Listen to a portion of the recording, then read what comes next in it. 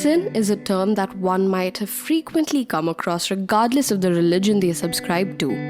But in this day and age, even Christians often misunderstand the essence of sin. Depending on each context, there are many different words used for sin in ancient Greek and Hebrew, as they are such rich languages, and English often dilutes or fails to translate sin for what it is. Sin at its core is to go against God's will or plan for His creation. Many misinterpret sin as being morally wrong and therefore think of religion itself as a means to maintain morality, which is not the case, at least not with Christianity. Failing to understand that sin is beyond human comprehension of morality is why many think that a certain deed or activity must be okay if it does not cause perceivable harm to someone. But that ideology is with the assumption that what is tangible in the physical realm is all there must be.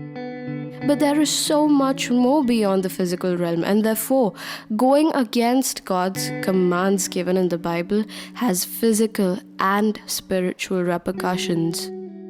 But that being said, sin isn't always what's done outwardly. Jesus always looks at the heart, which means He looks at the root of everything. And this is why He says that even the thought of something wrong means you've sinned in your heart. Now, if you realize the gravity of that and understand that sin is so much more than you imagined, and you feel like it seems impossible to escape, you're right.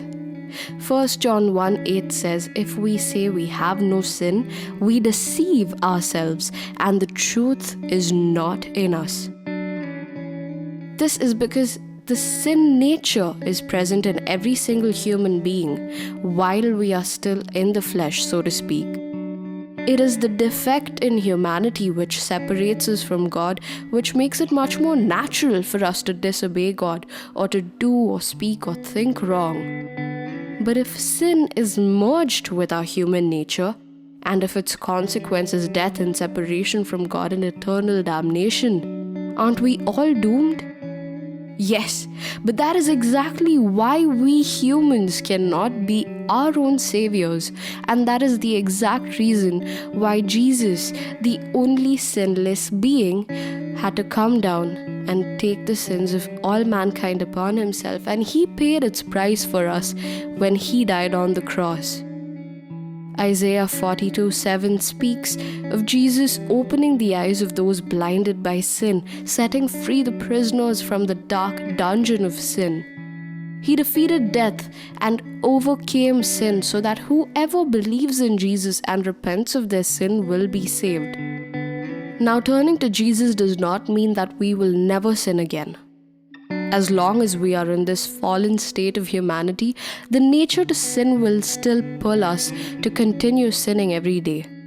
But choosing to turn to God every time we fall into sin is a daily exercise in the life of a Christian for as long as we are in the flesh.